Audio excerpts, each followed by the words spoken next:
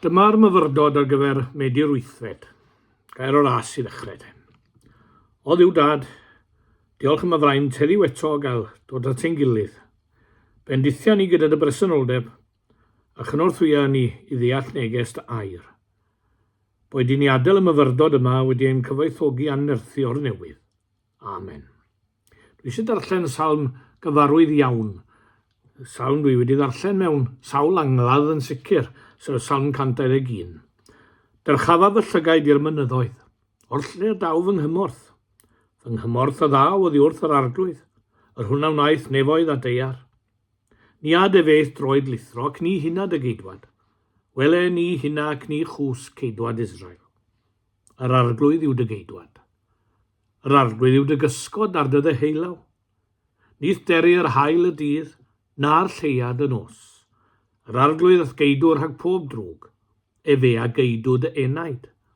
Yr arglwydd a geidwd y fynediad a thyfodiad, o'r pryd hwn, hyd yn dragywydd. A dwi'n defnyddio'r adnod gyntaf na, neu'r cymal cyntaf, fel testyn dyrchafaf y llygaid i'r mynyddoedd. Fe chwaraeodd mynyddoedd i wlad ran fawr y mywyd crefyddol yr Iddew. Ar y mynyddoedd y derbyniodd mawrion yr hen genedl eu profiadau mwyaf. Moreia, yma dysgodd Duw Abraham nad oedd am aberth fel y tybiodd. Horeb, gweld berth yn llosgi yma heb ei difa, a Moses yn clywed Duw yn siarad gyda fe. Seinau, mynydd y 10 gorchymyn, fi'n sylfaen i gyfraith pob cymdeithas war. Carmel, lle renillodd Elias y dydd dros broffwydi Baal. Horeb, lle clywodd y llef ddistaw fain. O'i cheldir Tecoa, y galwodd Duw Amos i broffwydo yn ei enw. Roedd mynyddoedd ei wlad i'r Iddew, nid yn unig yn anwyl ond yn sanctaidd iawn. Nid rhyfedd iddo feddwl amdanynt fel treigled Duw. Ni allai godi ei lygaid i'r mynyddoedd heb feddwl am Dduw. Roedd ei holl hanes a'i cefndir yn periddo feddwl felly. Hyd yn oed os nad yw mynyddoedd Cymru yn golygu hynny i ni, a thebyg nad ydynt. Maen nhw'n amlwg yn ein gwlad yn y gogledd beth bynnag. Nid anfuddiol i ninnau a faged mewn gwlad fechan fynyddig i woedi gyda'r ffigwr o fynydd am ychydig. Oes yna rhywbeth yn y mynydd a gallwn sylwi arno, a gweld rhyw agwedd o gymeriad Duw. Wel, ni all neb edrych i'r mynydd heb ymdeimlo a cadernid. Daw geiriau ceiriog yn ôl i mi, aros mae'r mynyddau mawr. Yn ei gan cyfeiriad y cyfnewidiadau, bugeiliad newydd sydd. Ar arferion Cymru gynt newid ddaeth o rod i rod, mae cenhedlaeth wedi mynd a chenhedlaeth wedi dod. Ond y thema fawr yw aros mae'r mynyddau mawr. Yng nghanol yr holl gyfnewidiadau, erys y mynydd, os oes anwadalwch, erys cadernid. Os ych chi'n ymwybod ar cadernid hwn, teithiwch, os ych chi am ymwybod ar cadernid hwn, teithiwch tua gogledd Cymru i fynyddoedd Eryri. Yn yr ardal lle cefes i yngeni, tua Llanberis, lle mae'r ffordd yn ymdroelli o ben y pas rhwng mynyddoedd Eryri. Codant o ddeutu'r ffordd fel cewri cyn-oesol. Lle iawn i bob dyn wybod i seiz. Cewch ar ymdeimlad ei bod wedi bod yno erioed a mwy, y byddant yno am byth hefyd. Dyma fesur ei cadernid. Mae'r mynydd yn dwyn i gof i ni gadernid Duw. A gofiwch i'r addewid am Feseia yn Eseian penod 9, mab yr oddwyd i ni, a bydd y llywodraeth ar ei ysgwydd ef, a gelwir ei enw ef rhyfeddol cynghorwr, y Duw cadarn, the mighty God. Mae cadernid Duw yn rhywbeth amgenoch o lawer na'r syniad poblogaidd fod cadernid yn rhywbeth oer a chaled. Mae'n gadernid sydd yn gysgod diogel. Fel y gwir y mwyafrif ohonoch, roeddwn i'n dychwelyd i ardal fy nheulu yng nghysgod mynyddoedd Meirionnydd bob haf yn blentyn, a dwi'n dal yn hoff o ddychwelyd yno. Amgylchynnydd Stiniog, gan y moelwyn a'r manod, enwau dwi'n gyfarwydd iawn â nhw, mynyddoedd uchel ysgythrog cadarn. I'r dieithrin, edrychant yn noeth ac yn oer, ond i'n heili i, roedden nhw'n gysgod yn eu cadernid. Fel pob man arall fe fyddant cael storm o fellt a thrannau o dro i dro, ond ychydig iawn o niwed a difrod a wnaed i stinio gan y mellt. Pam? Wel, dyma ateb yr hen gymeriadau, wyt ti ddim wedi sylwi fel mae'r hen fynyddoedd yma yn derbyn y fellten iddyn nhw eu hunain. Roedd cysgod yn eu cadernid. Fe welodd y hedydd ial hyn yn ein diw cadarn. Nad yw'n hawdd o'n gwellt, am hysgyr ni mo'n clai, mi ganaf am y mellt, mae ddeodd Duw fy mai, mae craig yr oesoedd dan fy nrhaed, a'r mellt yn diffodd yn y gwaed. Derbyn y mellt iddo'i hunan marmynydd. Mae gwarchod Duw drosom yn wybodaeth gadarn. Mae ei gariad yn gariad cadarn. Yng nghysgod ei gadernid ef, mae'n gobaith ni. Care'r hen dadau sôn am addewidion Duw. Fe rhoddodd i ni mewn llawer dill am oedd, a daeth y pen llanw yn y mab.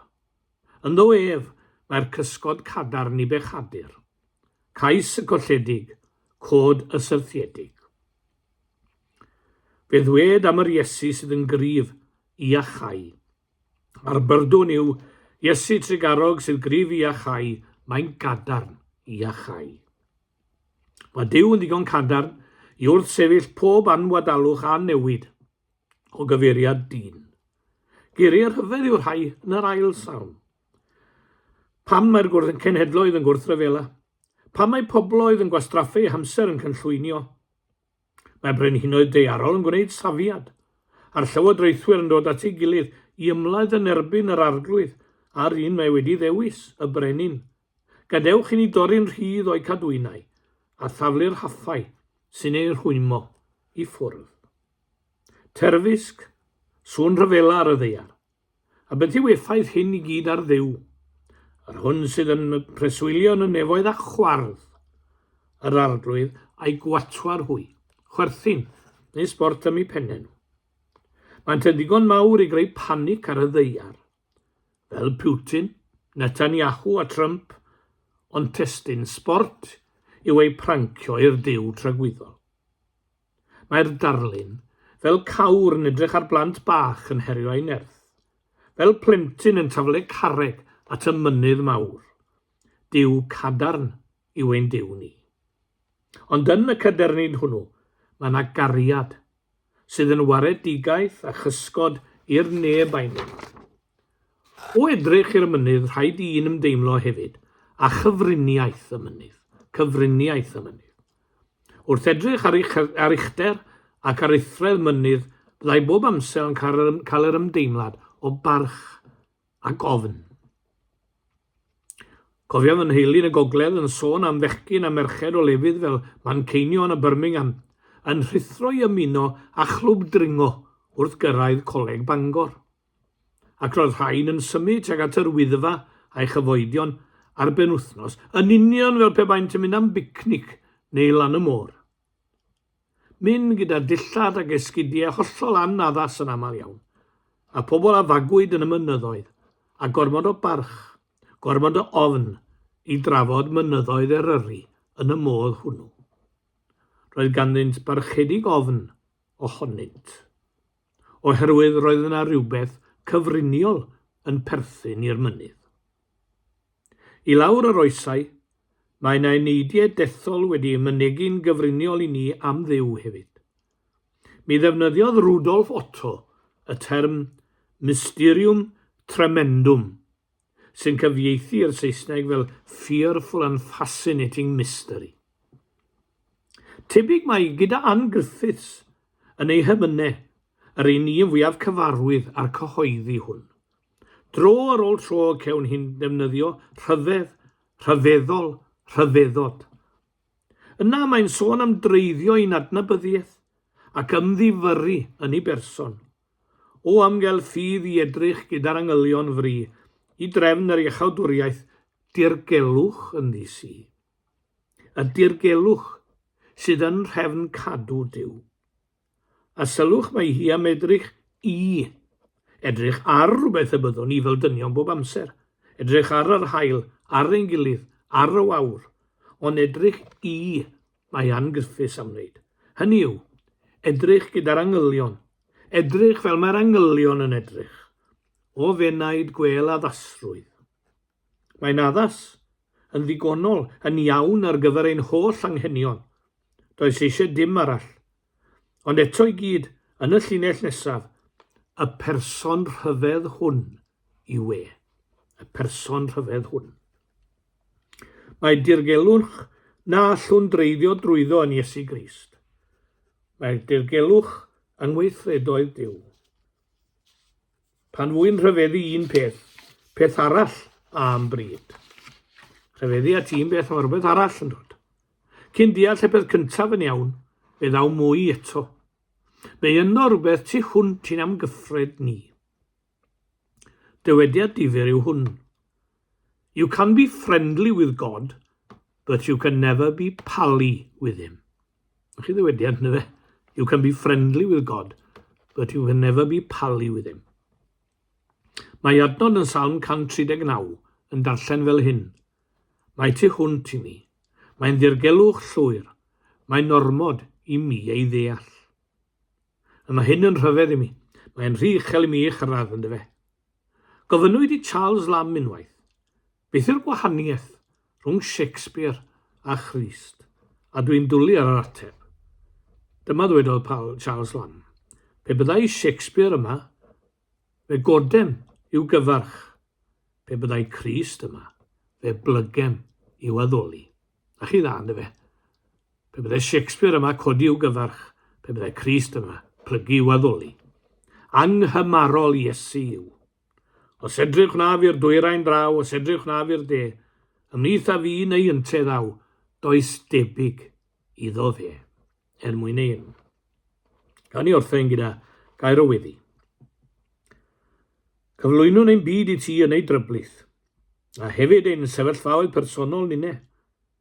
Gweddiwn dros y bobl sy'n dost ac yn dioddef, a'r rhai sy'n cael ei gorthrymu, yr unig, yr henoed, y sawl sydd yn bryderus ac yn llawn gofidiau, a'r rhai mewn profedigaeth.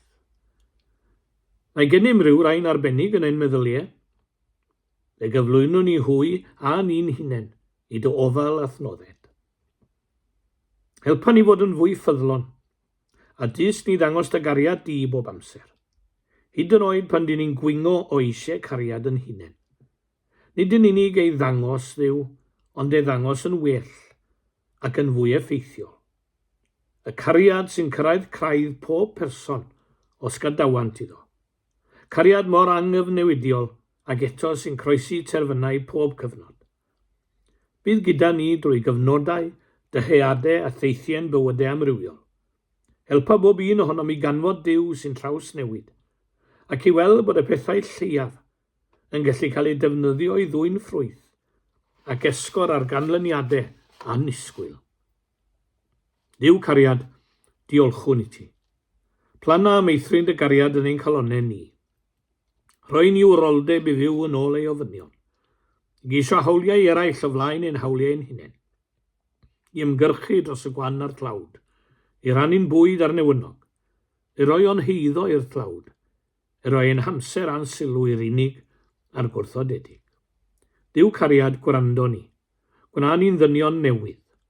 Cyflwyniad y wyrth yn ein calonau, a gwna ni'n gyfrynged dernos o gariad, yn enw'r hwnna'n carodd. Amen.